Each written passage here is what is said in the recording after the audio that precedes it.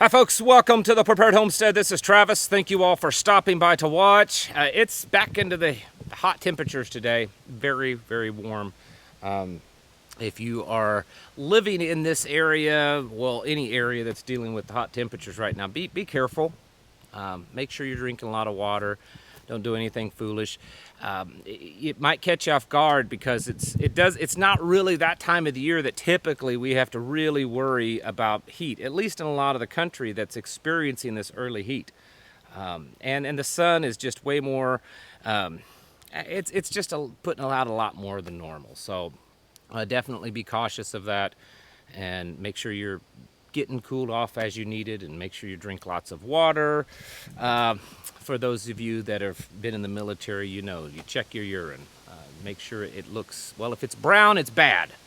Anyway, so a lot of stuff's going on in the news today. Probably the most dominating story in the news is Joe Biden, and that's not all I'm going to talk about, so stick with me. But I do think it is important because things are changing quite rapidly. Just today, there have been reports of 2 to 3 different Democrats, elected Democrats, congressional Democrats, that have either publicly come out or there's whispers that they're getting ready to come out and say, hey, they're not supporting Joe Biden. They want someone else to run.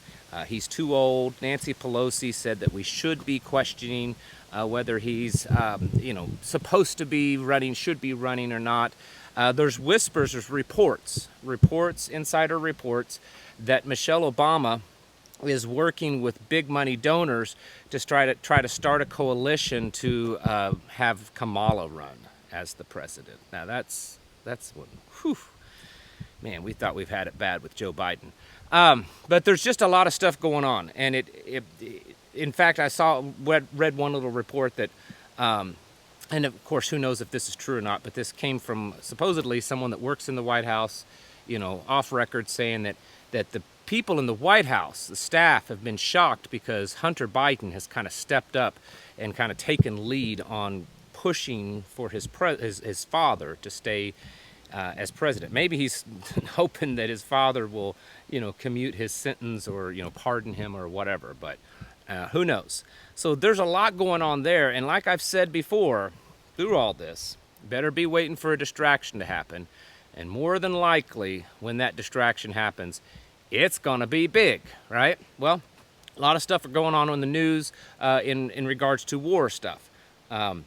Several other countries have said, all of their citizens need to get out of Lebanon. There's been several warnings in the last few days from other countries warning people not to go there, flights being shut off, all that kind of stuff. It's also been announced that Russia is now worked out a deal with Yemen to send some hypersonic anti-ship missiles. Now this is down there where the Houthis are sinking ships. They're taking out ships. I mean, for everyone that's talked about several times, like, well, what gives the dollar its value is the our blue sea navy that can go anywhere in a moment's notice and defend everything. They're not able right now to defend one shipping lane from some ragtag guys in Yemen. There's been, in the last couple of weeks or so, there's been several ships that's been either sunk or made inoperable, where they've had to abandon them because of the rockets and the missiles, excuse me, that these Houthis there in Yemen are shooting at them.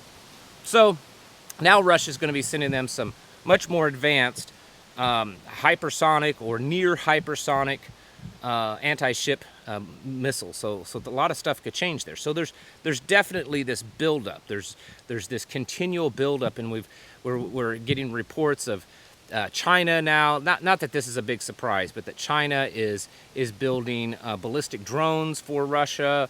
It's all this stuff going on. There's also something else that's come out in the news, and it's kind of like the little blip on the back page because all this Biden stuff has taken prominence. But this is really where I wanted to go today. So the U.S. government is paying Moderna. Remember them? You remember who Moderna is, right? They're paying Moderna $176 million to develop an mRNA fix-all, be-all flu vaccine. mRNA flu vaccine. I mean, it could just be because they care about people and they know that the flu hits every year, and so, we got to come up with this. Or it could be because they think that something's about ready to happen, and they got to get the right kind of pokey poke going on so they can force everyone to have it.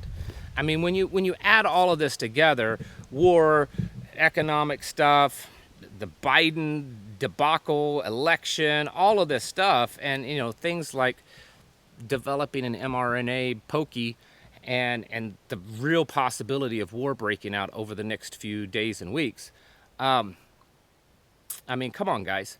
In fact, I think it's the State Department, U.S. State Department, is telling everyone to not travel to Lebanon over the next 4 or 5 weeks or so. So they expect things to heat up in that time, apparently.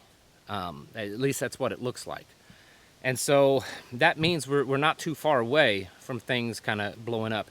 And I do believe and agree with a lot of the pundits and stuff that a war between Israel and Lebanon would be way bigger than anything that happened with Hezbollah or that happened with Hamas and Gaza, and could very much become a regional or even a world war.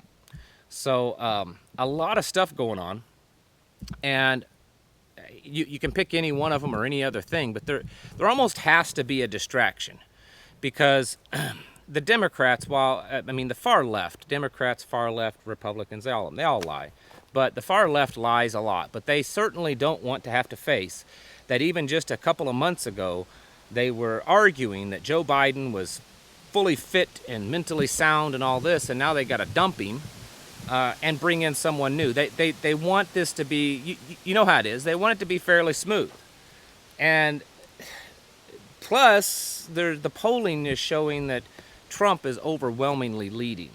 And not just Trump, but there was one poll showing that the Republican Party will probably very easily overtake Congress and the Senate. So because of that, things have got changed. That, whether it's a war or a pandemic or some kind of crazy debacle on election night, there has to be something happening, right? It can't just be smooth sailing up until November 4th or whatever. So we need to be getting ready for that. And there's several things right now. And it may not be any one of these that I mentioned. It may not be the flu vaccine thing. It may not be the wars and stuff. There could be something that completely blindsides us. And that's why I've advocated for such a long time of don't focus on preparing for a particular incident or 2 or 3 or 4 or 5. Just get prepared in general. I see and hear so many times that people are like, I'm preparing for an EMP. I'm preparing for a nuclear war. I'm preparing for a stock market crash. Don't do that. You're just trying to be as self-sufficient as possible. That really is the preparedness level you need to get to. Are you capable, for the most part, surviving on what you're able to produce? Not just what you're able to store up, because that's always limited. You can only store so much food and water and Band-Aids and bullets. You need to be able to where you can produce things on your own, grow things on your own, make things on your own. If you're not doing that, then your level of preparedness is pretty superficial.